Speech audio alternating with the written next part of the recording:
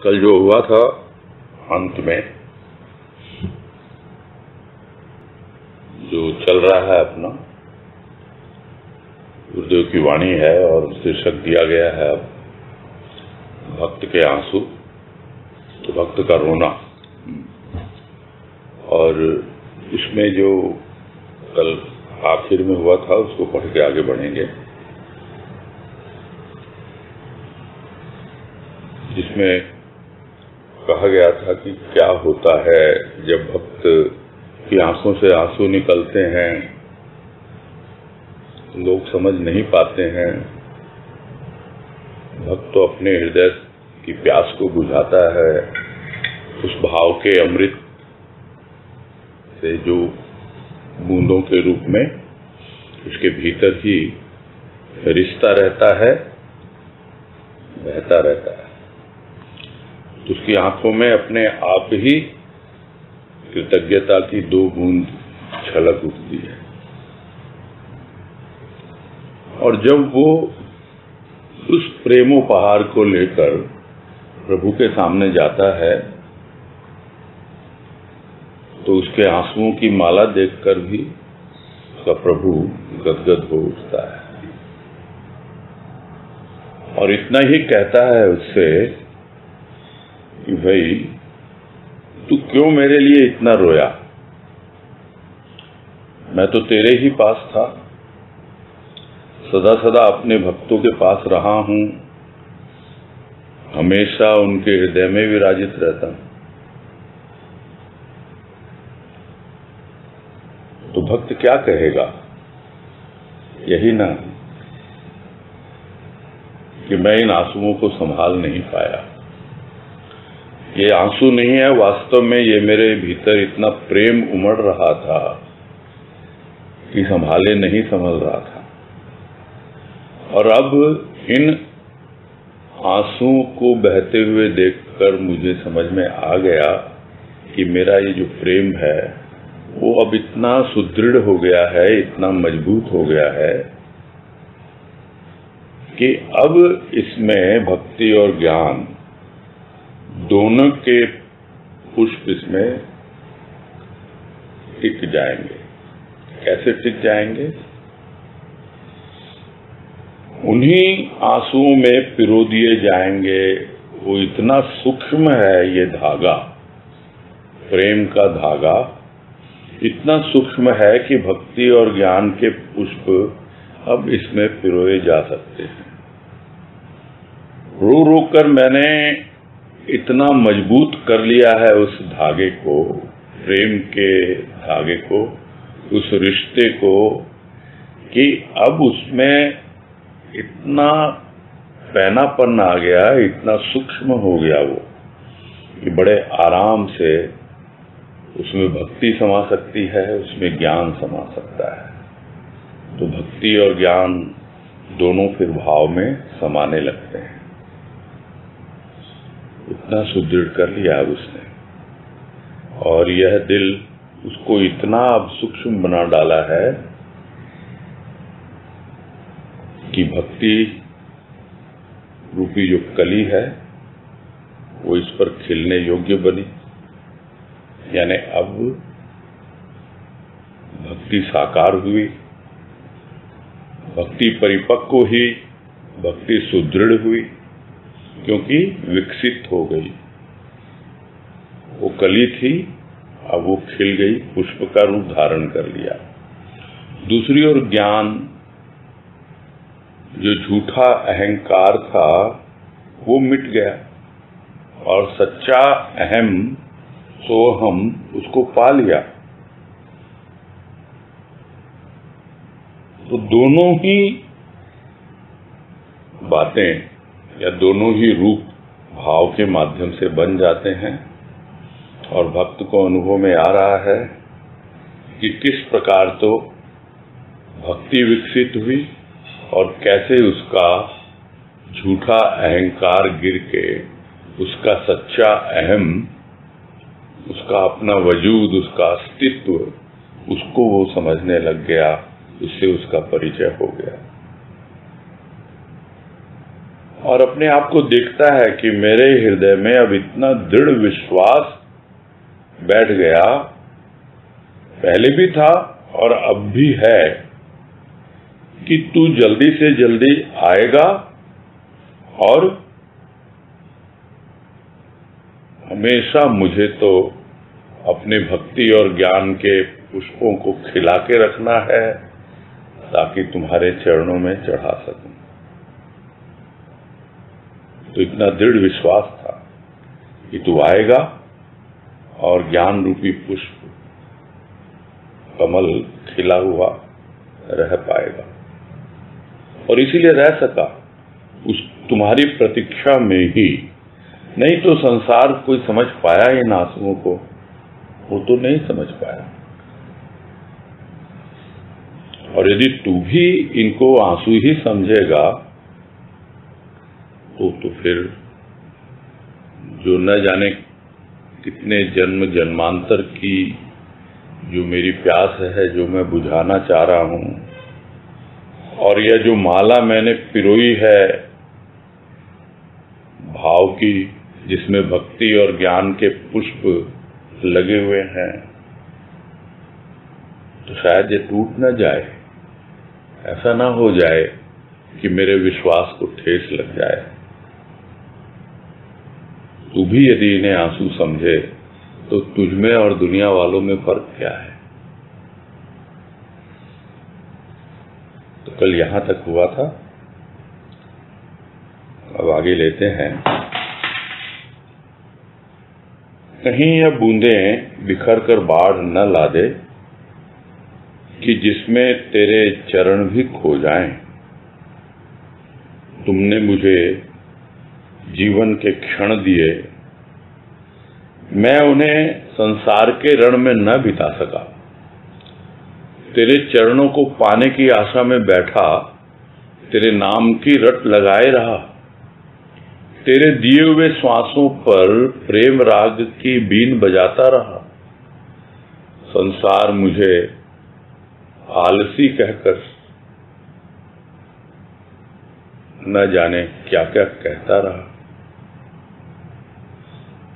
आलसी कायर न जाने क्या क्या कहता रहा।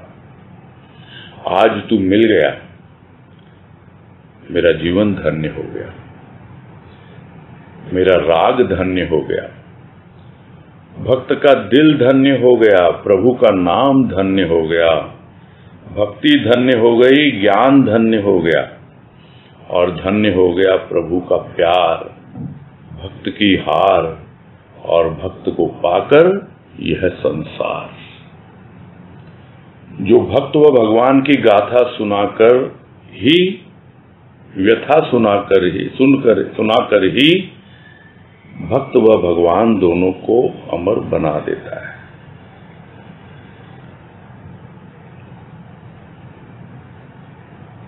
तो अब आगे भाई, अगर तू इन आंसुओं की कद्र नहीं करेगा तो आखिर मैं कहां जाऊंगा? फिर तो ये आंसू और बहने लगेंगे, और ये बूंदें इतनी ज्यादा बह जाएगी, बिखर जाएगी चारों ओर, और बाढ़ सी आ जाएगी। और उस बाढ़ में ऐसा ना हो कि कहीं तेरे चरण भी खो जाएं, उस बाढ़ में बह जाएं। तुम्हें ही तो संभालना है। कहीं इतने दिनों से, इतने वर्षों से बनी हुई ये माला भाव की जो मैंने आंसू बहाए हैं, वो टूट न जाए, और कहीं और ज्यादा बहने लगे तो बाढ़ न ले आए, और तुम्हारे चरण जो हैं वो इसमें कहीं लोप न हो जाए। फिर याद करता है कि तुमने मुझे जीवन के क्षण दिए। जीवन दिया नहीं कह रहे हैं, जीवन के क्षण दिए, यानी एक एक क्षण की कीमत करना भक्त जानने लग गया पहले से ही। ये जीवन एक एक क्षण में बीता जा रहा है, जिसको गुरुदेव ने कहा एक वाणी में कि क्षण क्षण क्षय क्षय, यानी प्रत्येक क्षण जो है वो क्षय होता जा रहा है, नष्ट होता जा रहा है, बीतता जा रहा है। किंतु वही क्षण जब उसका रूपांतरण हो जाता है तब वही मूल्यवान हो जाता है। तो यहां यही कह रहे हैं, तुमने मुझे जीवन दिया, जीवन के क्षण दिए, और मैं एक एक क्षणों की कीमत करने लगा था, पहले से ही समझ में आ गया मुझे, और मैंने उन क्षणों को संसार के रण में नहीं बिताया, बिता नहीं सका। मेरा दिल गवाही नहीं दिया कि मैं भी इसी प्रकार संसार के लोगों के साथ मेल जोल बढ़ाऊं और अपने जीवन के इन क्षणों को नष्ट कर दूं। मैं नहीं कर सका। संसार के रण में उनके साथ तरह तरह से समय बिताकर मैं इसे बर्बाद नहीं करना चाहता था, नहीं बिता सका मैं। भले ही लोग कुछ भी समझते रहे कि तू नहीं कर सका, मैं उनके अनुसार नहीं चल पाया। क्यों? क्योंकि मेरे भीतर तो तुम्हारे चरणों को पाने की आशा थी। बस उन चरणों को पाने की आशा में बैठा रहा, तेरे नाम की रट लगाए रहा, तुझे याद करते रहा, और जो भी श्वास तुमने दिए उन श्वासों पर तुम्हारे प्रेम की राग अलापता रहा, तुम्हारी प्रेम राग की बीना बजाता रहा। श्वास आ रही है, जा रही है, एक ऐसे संगीत का अनुभव मैं करता रहा कि मैं गाऊंगा, बजाऊंगा, प्रभु को रिझाऊंगा तो वो अपने आप आएगा, अपने आप वो अपने चरण उसके पड़ जाएंगे मेरे हृदय पर। इसके नाम की रट श्वासों के ऊपर उसका सुमिरन जो भी गा रहा है, गुनगुना रहा है, श्वास आ रही है, जा रही है, एकमात्र प्रभु का ही सुमिरन है उसमें। संसार समझ नहीं पाया इसको। संसार क्या कहने लगा? अरे ये तो आलसी है, यह तो कायर है। कायर यानी है ही नहीं इसमें दम, ये अपनी जिम्मेदारियों से भाग रहा है, कुछ करना ही नहीं चाहता, और न जाने क्या क्या कहता रहा। उन सब का हिसाब नहीं है मेरे पास, क्योंकि यदि मैं उनको ध्यान देता, उसको कान देता और अपने भीतर ले जाता, तो फिर तुम्हारा सुमिरन छूट नहीं जाता। श्वासों पर जो राग मैं गा रहा हूं उसमें व्यवधान नहीं आ जाता। इसलिए संसार कहता रहा, इसलिए कहता रहा क्योंकि मैंने उनकी बातों पर ध्यान नहीं दिया। बस आज तू मिल गया है, और तेरा मिलना, क्या मिलना है,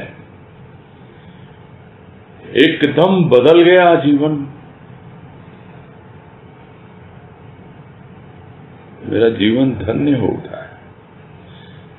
अब इसमें पूरा ऐसा वर्णन है, क्या क्या धन्य हो गया। धन्य हो गया यानी निहाल हो गया, यानी जो उसके हाल चाल थे पहले वो एकदम से परिवर्तित हो गए।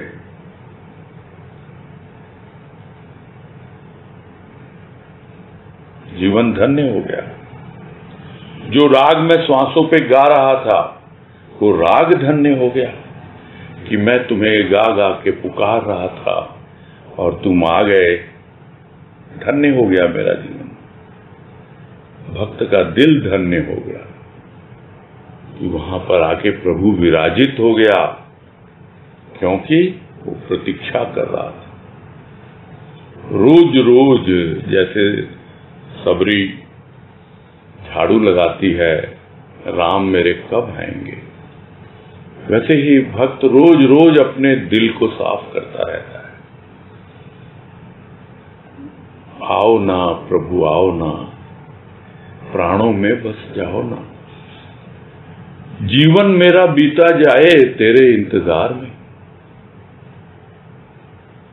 कितनी बड़ी कृपा होती है सद्गुरु की कि इस तरह के अनुभव मिलते हैं और फिर व्यक्त होते हैं भजनों के माध्यम से।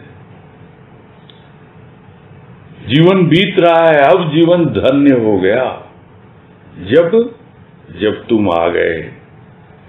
मेरा राग जो तुम्हें पुकार रहा था, गा गा कर तुम्हें रिझा रहा था, वो मेरा गाना धन्य हो गया, भक्त का दिल धन्य हो गया, प्रभु का नाम धन्य हो गया। और नहीं तो प्रभु का नाम बदनाम हो जाता कि देखो भक्त इतना उसको पुकार रहा है और इतना गा गा कर उसको बुला रहा है और वो आ ही नहीं रहा, ये कैसा प्रभु है। अरे कोई फायदा नहीं है भक्ति करने से, किंतु जब भगवान आ जाता है भक्त के हृदय में तो उसका हृदय धन्य हो जाता है और प्रभु का नाम भी धन्य हो जाता है। लोग समझते हैं कि नहीं वो बहुत दयालु है, कृपालु है। अभी तक तो भौतिक वस्तुओं के लिए और चीजों के लिए उसको पुकारा था, याद किया था, उसकी रट लगाई थी, ये काम कर दे वो काम कर दे, किंतु आज जब उससे उसी को मांग लिया, बस तू आजा, मुझे वस्तु नहीं बस तू चाहिए, और जब उसे मांग लिया तो प्रभु भी धन्य हो गया कि देखो एक ऐसा भक्त है जो सिर्फ और सिर्फ मुझसे मुझे ही चाहता है। तो प्रभु धन्य हो गया, भक्त धन्य हो गया, भक्ति धन्य हो गई और ज्ञान धन्य हो गया। यानी अब सब परिपूर्णता की ओर बढ़ रहे हैं। जब अपने आप को खुद को ही हम धन्यवाद देने लगते हैं, एक धन्य भाग अपने अनुभव करने लगते हैं, तब समझ में आता है दूसरों को तो थैंक यू बहुत बोला है, धन्यवाद धन्यवाद, किंतु आज धन्य भाग्य हुए अपने आप को धन्यवाद दे रहा है, प्रभु को धन्यवाद दे रहा है कि मैं तो धन्य हो गया, तू भी धन्य हो गया।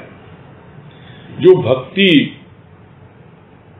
वो भी धन्य हो गई। आगे बढ़ते रहें और ज्ञान आता रहे, सब एकदम अपनी पूर्णता की ओर चलते चले जाएं। और क्या धन्य हो गया? प्रभु का प्यार। धन्य होना यानी उसकी एक महिमा आ गई। अब लोग समझ पा रहे हैं कि प्रभु का प्यार कितना महान है, उसकी महिमा प्रकट होती है। जिसका जीवन धन्य हो जाता है वो जीवन, उसने अपने जीवन की महिमा समझ ली, उसने एक एक क्षणों की कीमत समझ ली, तब धन्य हुआ है। उसी तरह है प्रभु का प्यार धन्य हो गया, उसने प्यार की कीमत समझ ली। वो प्यार जो मोह लोभ इत्यादि में व्यतीत हो रहा था, नष्ट हो रहा था, उसने उस प्यार की कीमत समझ ली, प्रभु के लिए अर्पित कर दिया उस प्यार को, और वो प्यार भी अब धन्य हो गया। भक्त की हार और भक्त को पाकर यह संसार, तो भक्त की हार मतलब है ही नहीं। वो उसने पूरी तरह सरेंडर कर दिया अपने भगवान के सामने। जैसे होता है ना, हार मान लेते हैं तो सरेंडर कर देते हैं, यानी समर्पण कर दिया है ही नहीं अब वो। और इतना ही नहीं, ये संसार धन्य हो गया ऐसे भक्त को पाकर। सद्गुरु जैसे भक्त को पाकर जो बाबा की भक्ति में उन्होंने जीवन बिताया, धन्य हो गया संसार। और भक्तों को पाकर जितने भी भक्त होते हैं वो सब धन्य हो जाते हैं। स्वयं तो होते ही हैं, उनका जीवन आदर्श बनता है लोगों के लिए, संसार के लिए एक प्रेरणा का रूप बनता है। और इसलिए ऐसे भक्त को पाकर यह संसार भी धन्य हो जाता है। अब क्या है, भक्त क्या करेगा? वो भक्त अपनी गाथा सुनाएगा और भक्तों की गाथा सुनाएगा, वो भगवान की गाथा सुनाएगा। और इस मार्ग पर चलते हुए किस तरह से उसने आंसू बहाए, क्या क्या व्यथा झेली, उसी की कथा सुनाएगा। और इस प्रकार हमेशा भक्त और भगवान, भगवान और भक्त, इन दोनों की जोड़ी अमर हो जाती है। जिस तरह हम कहते हैं गुरुदेव और बाबा की जोड़ी अमर हो जाती है, भक्त और भगवान की जोड़ी भी अमर हो जाती है, और वो प्यार अमर हो जाता है। यदि हम यह समझें, एक बार लेख लिखा गया था, वो याद आ गया, उसकी कुछ पंक्तियां, उसका भाव ध्यान में आ गया। यदि हम यह समझें कि बाबा परमात्मा है और सद्गुरु आत्मा है, तो उस आत्मा और परमात्मा का मिलन करवाने वाला वो जो प्यार है, वो है मां, मां का रूप है, तो वो भी अमर है। यहां कोई व्यक्ति की बात नहीं, यहां भक्त और भगवान की बात हो रही है, यहां उस प्यार की बात हो रही है। सब अमर हो जाते हैं। क्यों? क्योंकि यह प्यार है जिसने भक्त को अमर बनाया, भगवान को अमर बनाया, दोनों को अमर बना देता। आगे है, भक्त को अपना यह आंसू, अपना यह रोना भी प्रिय है, क्योंकि यह उसके घायल हृदय का रक्त है जो प्रभु के चरणों का अभिषेक कर रहा है।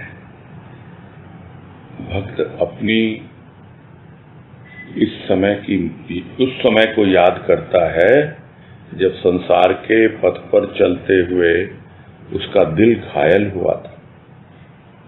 उस समय वह असह्य पीड़ा से छटपटा रहा था। उस पीड़ा को दूर करने के लिए बेचैन था। वो रोना प्रिय है क्योंकि ये रोते रोते ही तो वो भगवान को पा सका है। हम जिस माध्यम से, जिस तौर तरीके से पहुंचते हैं अपने लक्ष्य तक, जिस पथ से चलते हैं, वो सब हमें प्रिय हो जाते हैं। तो ये आंसू, ये रोना क्यों प्रिय भक्त को? क्योंकि इसी के माध्यम से उसने अपने भगवान को पाया है। ये उसका हृदय जब घायल हो चुका था,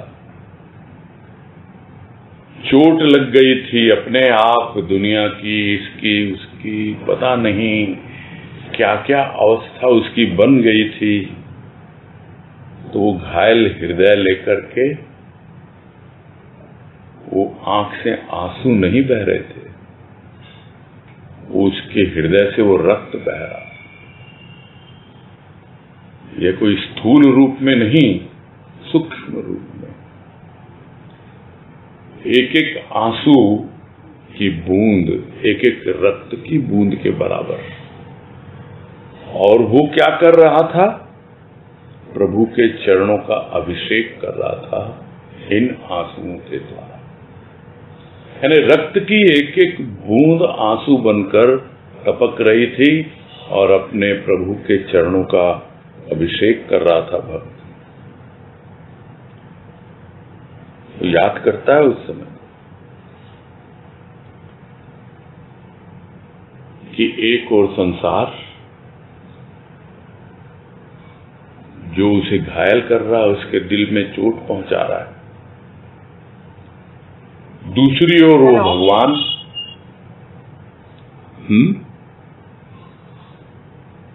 दूसरी आवाज नहीं आ रही थी। तो संसार के पथ पर चलते हुए उसका दिल घायल हो गया, प्रभु की प्रतीक्षा करते करते उसका दिल घायल हो गया। न जाने किन किन रूपों में उसके हृदय पे चोट लगी है, और उस समय वो असह्य पीड़ा से छटपटा रहा था। सहन नहीं हो रही थी वो पीड़ा, वो कष्ट उससे सहा नहीं जा रहा था, और इतना बेचैन था कि कोई आए मेरा प्रभु, उस पीड़ा को दूर करे, उस बेचैनी को दूर करे। तो याद आती है भक्त को वो सब बातें, अपने जीवन की वो अवस्था। और अब क्या है, वो आगे कह रहे हैं, आज उसका दिल घायल हुआ है प्रभु प्रेम में। इस प्रेम की पीड़ा में भी उसे आनंद मिलता है। जब उसके यह पीड़ा नहीं होती तो वह छटपटाने लगता है, व्याकुल होने लगता है। उसके हृदय के घाव पर हरियाली रहे तभी तो उसका हरि वहां रह सकेगा, तभी तो वह प्रभु से प्रार्थना कर सकेगा कि तू मेरे हृदय में आ। शुष्क और तपते हुए हृदय से तो वह अपने प्रभु को बुलाने में भी डरता है कि कहीं इस जलते हुए हृदय पर कदम रखते ही मेरे प्रभु के चरणों में छाले न पड़ जाएं, जो मुझे सदा शर्मिंदा करते रहें। अपने दिल के दाग को प्रभु के चरणों में देख सके।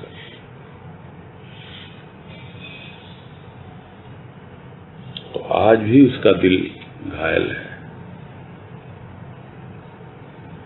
उसको पता है किसके लिए घायल है, प्रभु के प्रेम के लिए घायल है, और उसके प्रेम में इतना व्याकुल हो रहा है वो, और इतनी भीतर में पीड़ा हो रही है, किंतु ये पीड़ा उसे दुख नहीं पहुंचा रही। ये पीड़ा उसे प्रिय हो गई है और उसे बहुत आनंद आ रहा है इस पीड़ा को सहन करने में, क्योंकि यही पीड़ा तो उसे प्रभु की याद दिलाती है। यही पीड़ा तो उसे बतलाती है कि देख दोनों पीड़ा में कितना अंतर। पहले संसार ने कष्ट दिया, जो पीड़ा हुई, और आज जो पीड़ा हो रही है, दोनों में कितना अंतर है। संसार की पीड़ा को भूलकर इस पीड़ा को याद करता है, उसको आनंद मिलता है इस पीड़ा में। बोलते बोलते वो दृष्टांत जो हम सबने सुना है कि एक बार राधा जी के हाथ में कहीं खरोंच लग गई, कृष्ण जी के नाखून से या कहां से, और कई दिन हो गए। फिर देखा कृष्ण ने, अरे वो घाव तो अभी भी वैसा ही है, हरा ही है। पूछा राधा को, ये घाव भरा नहीं, तुम्हें तो पीड़ा होती होगी, कष्ट होता होगा। बोला नहीं, मैं इसको भरने नहीं देना चाहती, मैं हमेशा इस घाव को हरा रखना चाहती हूं। क्यों? क्योंकि ये घाव तुम्हारी याद दिलाता रहता है। वैसे ही है, यह पीड़ा याद दिलाती रहती है। वो जो घाव दिल में लगा है प्रभु के प्रेम के माध्यम से, वो हमेशा याद दिलाती रहती है प्रभु की। जिसे आनंद मिलता है उसे याद करती है, और जब उसको पीड़ा नहीं होती तो वो छटपटाने लगता है, फिर व्याकुल होने लगता है।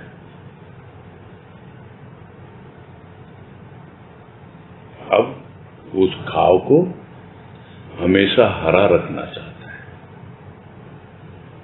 हरी की हरियाली तभी तो आएगी उसके ऊपर, तभी तो उसका हरि वहां आएगा और वहां वास करेगा, रहेगा वहां पर। और तभी तो प्रभु से प्रार्थना कर पाएगा कि आ, तू मेरे हृदय में आ। जैसे पीड़ा होती है व्याकुलता होती है, व्याकुलता होती है पुकार उठती है, और बार बार पुकारता है, प्रार्थना करता है कि आओ ना प्रभु, आओ ना, प्राणों में बस जाओ ना, जीवन मेरा बीता जाए तेरे इंतजार में। जीवन बीत रहा है, प्रतीक्षा कर रहा है, प्रार्थना कर रहा है, पुकारता रहता है, आओ बस जाओ इस हृदय में।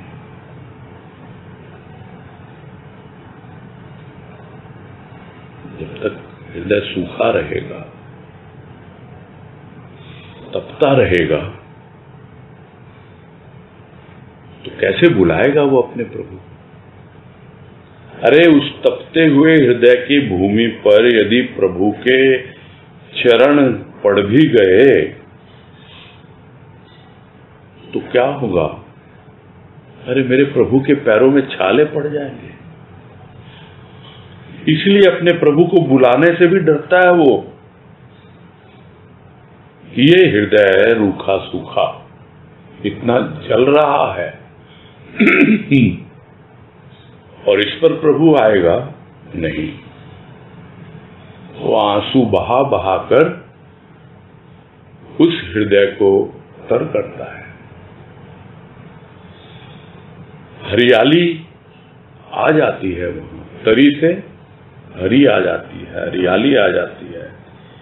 इसीलिए उस शुष्क और तपते हृदय से प्रभु को बुलाने के लिए हिचकता है, डरता है कि अगर कदम रख दिए तो प्रभु के पैर में छाले न पड़ जाए और वो फिर सदा सदा मुझे शर्मिंदा करते रहेंगे। जब भी मैं देखूंगा प्रभु के चरणों को तो जो मेरे दिल के दाग थे वो प्रभु के चरणों में मुझे दिखाई देंगे। इसलिए यहां पर कोई दाग न हो, किसी प्रकार की जलन न हो,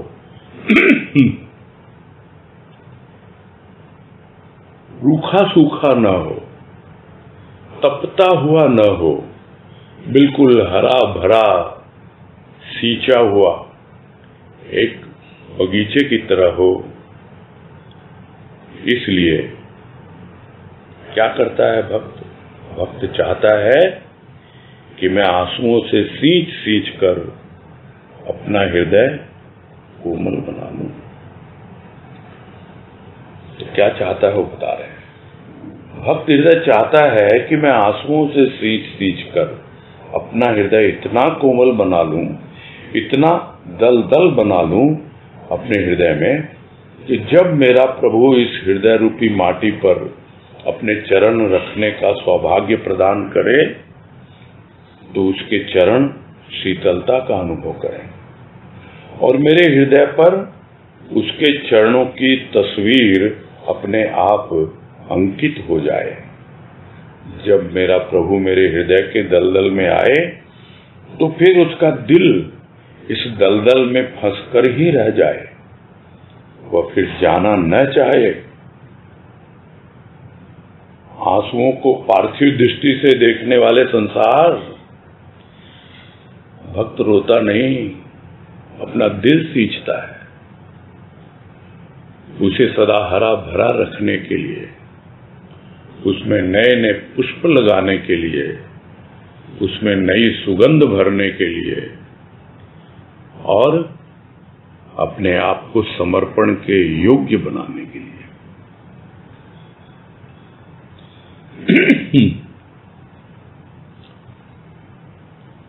तो रोने के अनेक कारण बताए और इनमें से यह जो एक कारण बताया गया है, जो भक्त के हृदय की चाह है,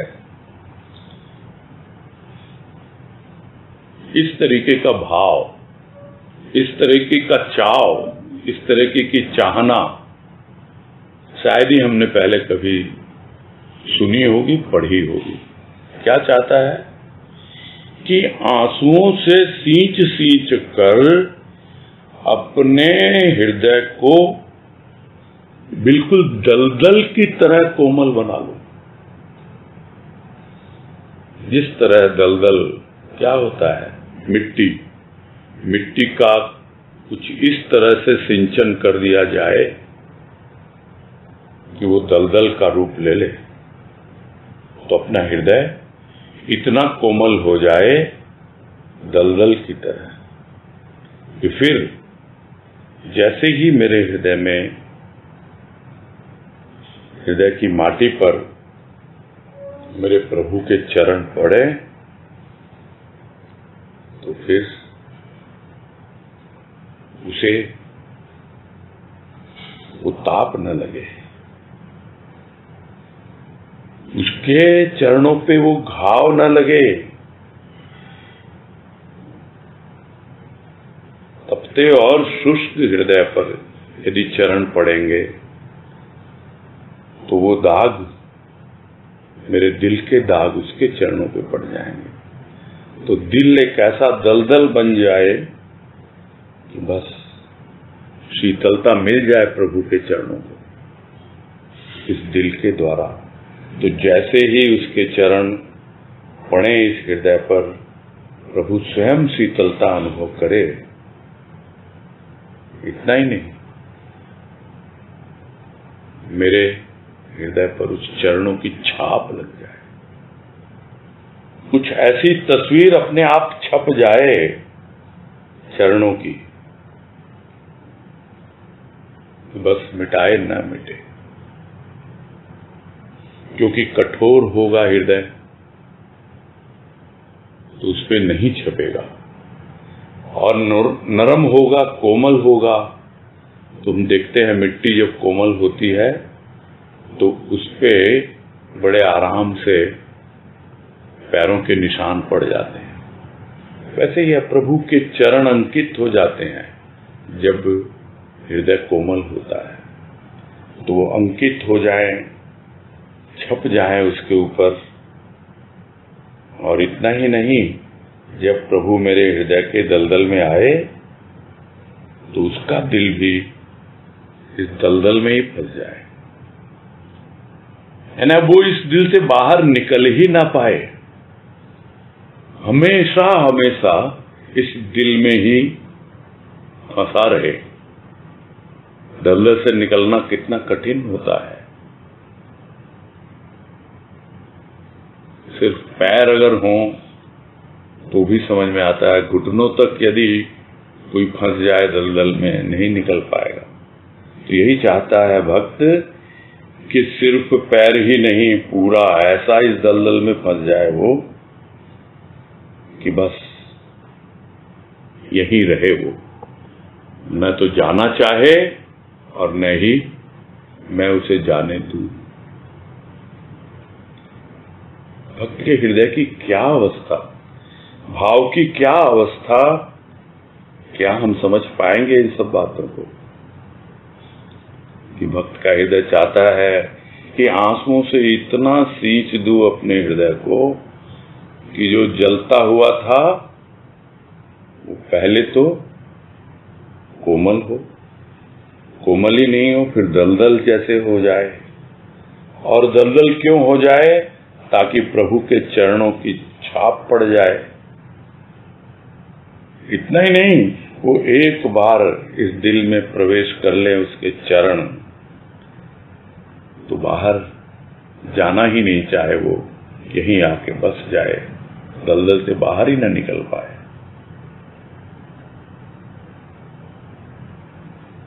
तो इसलिए कह रहे हैं दुनिया वालों को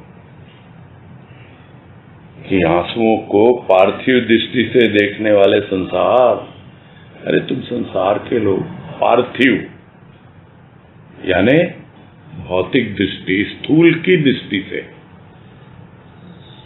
बाहर बाहर तुम्हें दिखलाई दे रहा है ये आंसू, क्योंकि तुम समझ नहीं पाए इन आंसुओं को। भक्त रो नहीं रहा है, वो तो अपने दिल का सिंचन कर रहा है। किस लिए? ताकि हमेशा उसका दिल हरा भरा रहे, हरा भरा रहे, ताकि उसका हरि वहां आके रहे। और बारंबार वो प्रार्थना करता है अपने प्रभु से कि आओ प्रभु आओ, बस जाओ मेरे प्राणों में, यहीं तुम अपना घर बना लो। फिर भी नहीं समझ में आता तो मैं इतना नरम कर लूं कि बस आए तो वो बसे या ना बसे, बस जाए या फिर फंस जाए, निकल ही ना पाए यहां से। इसलिए सिंचन कर रहा है, हरा भरा रखने के लिए। और जब सिंचन हो जाएगा तब उस नरम भूमि पर बीजारोपण करेगा, नए नए पुष्प लगेंगे, नई नई सुगंध निकलेगी, नए नए प्रेम के पुष्प, भाव की सुगंध, और भी न जाने क्या क्या होगा। और सब कुछ वो अपने प्रभु के चरणों में अर्पित करते हुए अपने जीवन को धन्य समझेगा। और यही है समर्पण की योग्यता। तब जाकर वो अपने आप को समर्पण के योग्य बना पाता है। तो समर्पण के लिए योग्य बनने के लिए हमेशा इन आंसुओं से अपने हृदय को सींचता रहता है, प्रतीक्षा करता रहता है, कब आएंगे प्रभु, कब इनके चरण इस हृदय पर पड़ेंगे। बस यही पूरा होता है यह। तो एक बार वाणी फिर से पढ़ लेते हैं।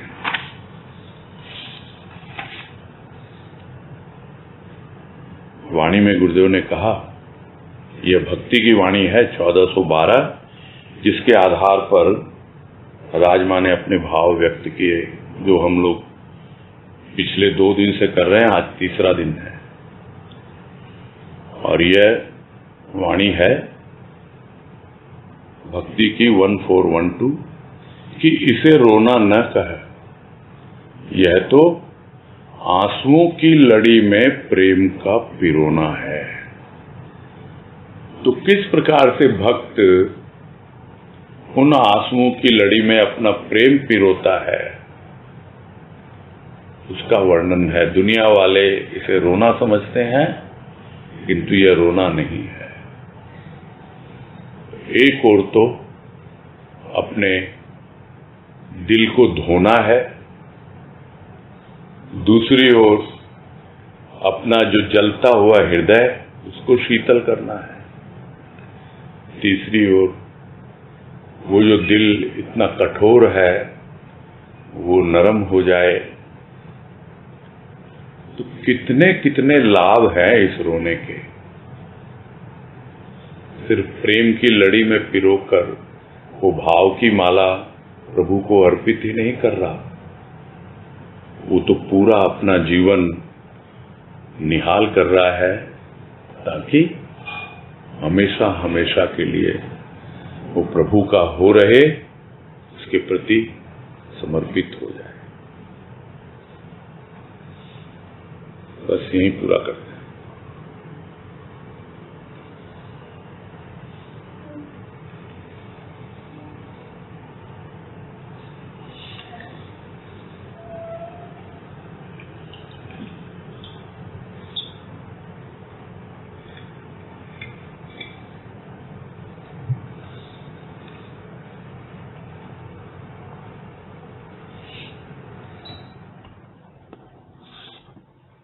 तनुश्री शर्मा।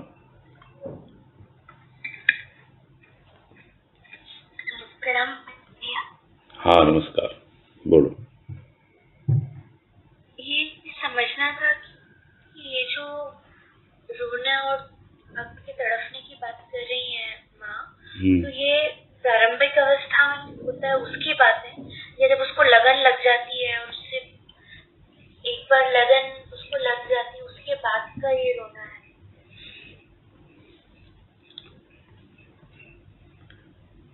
लगन लगती है, अगन लगती है, रोना लगता है, ये चलते रहते हैं,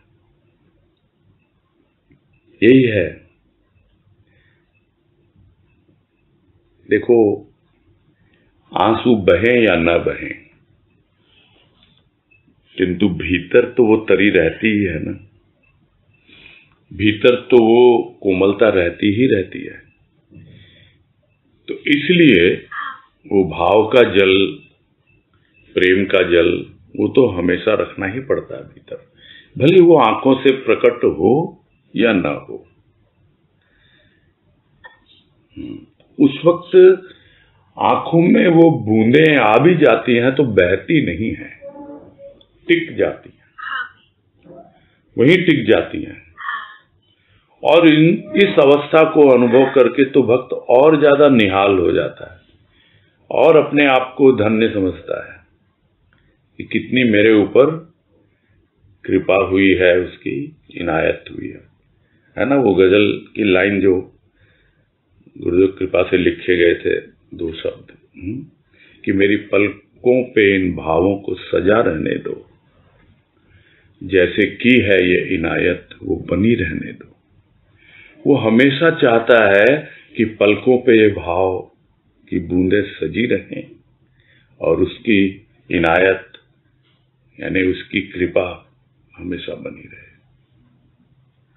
प्रारंभिक अवस्था, अंतिम अवस्था, दोनों में थोड़ा फर्क है, लेकिन रहता है। वो प्रभु की निशानी है ना वो भजन में कि इस दिल में जो अग्नि है, आंखों में जो पानी है, कैसे कहूं मेरे प्रभु ये तेरी निशानी है। वो चाहता है कि वो निशानी उसकी बनी रहे हमेशा। निशानी यानी उसकी पहचान है वो, और वो बिल्कुल अपने आप में संतुष्ट होता है, तसल्ली होती है उसको कंफर्म होता है कि हाँ भाई मेरा प्रभु है मेरे दिल में। ठीक है। हाँ भैया, स्पष्ट हुआ। हाँ, हरिओम। हाँ हरिओम। संतोष शर्मा।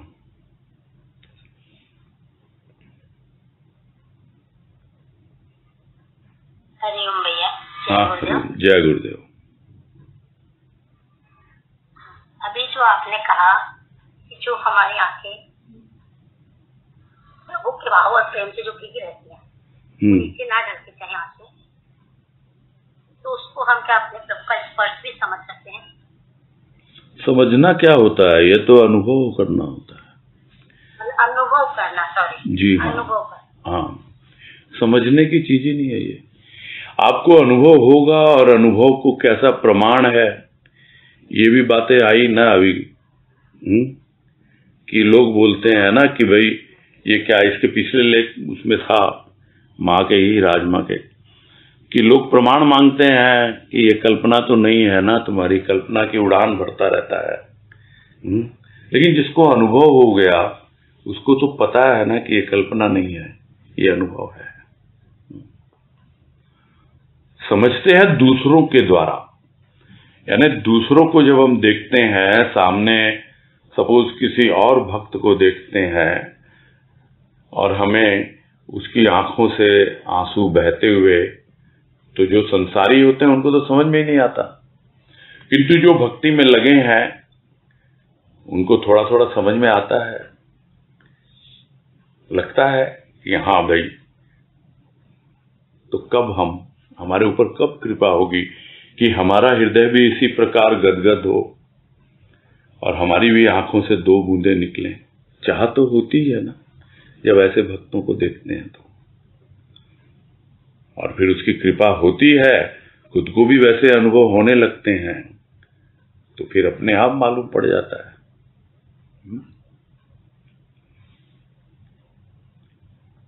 यही है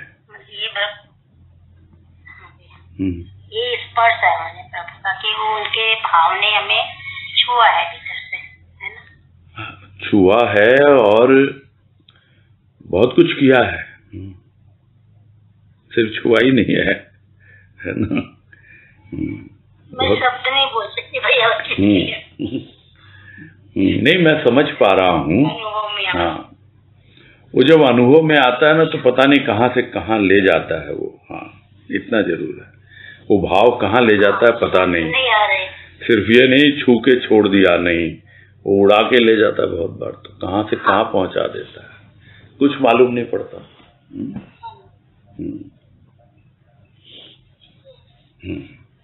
हाँ, हरिओम हरिओम।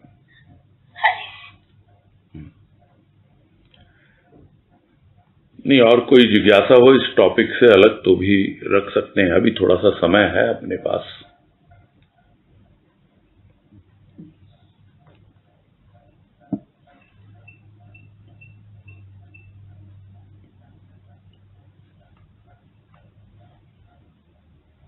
वर्षा अग्रवाल।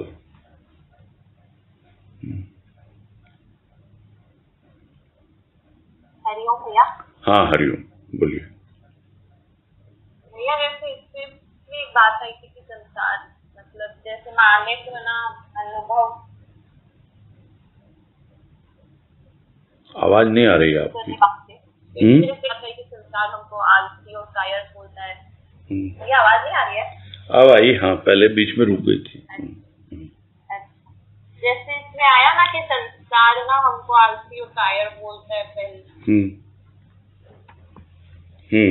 और ना जैसे बहुत ऐसे ये पीड़ा होती है तो हम उस पीड़ा से दूर करने के लिए तड़पते हैं। तो भैया जैसे ना मानने को ना सब चीज एहसास की, अनुभव किया, फिर लिखा, तो हमको अब ये तो मालूम है कि हम जितना ज्यादा संसार में लिप्त होते हैं तो पीड़ा होती ही है।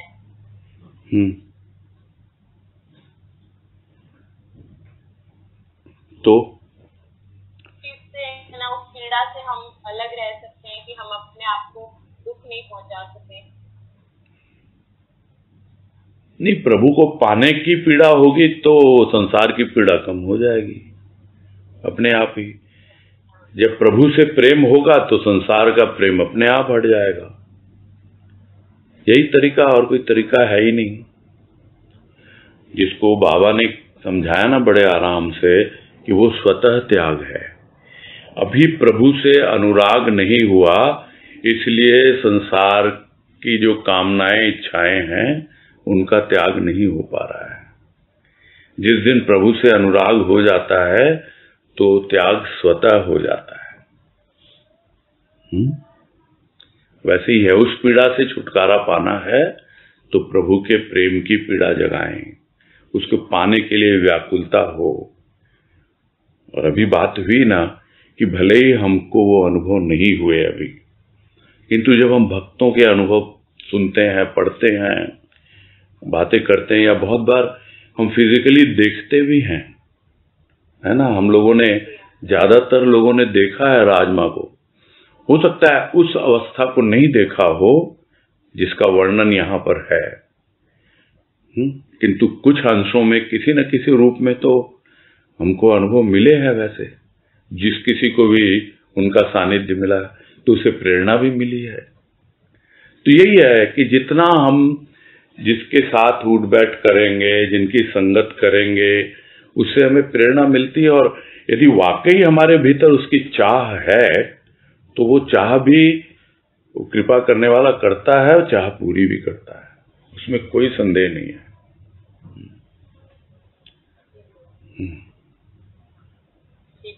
ठीक है। हाँ, हरिओम हरिओम।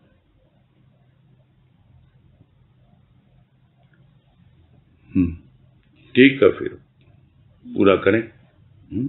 हैंड रेज है नहीं कोई, पूरा करते हैं। हरिओम भैया जी। हाँ हरिओम सभी को, सबको हरिओम। हरिओम, सबको हरिओम। हाँ हरिओम, हरिओम, सबको हरिओम।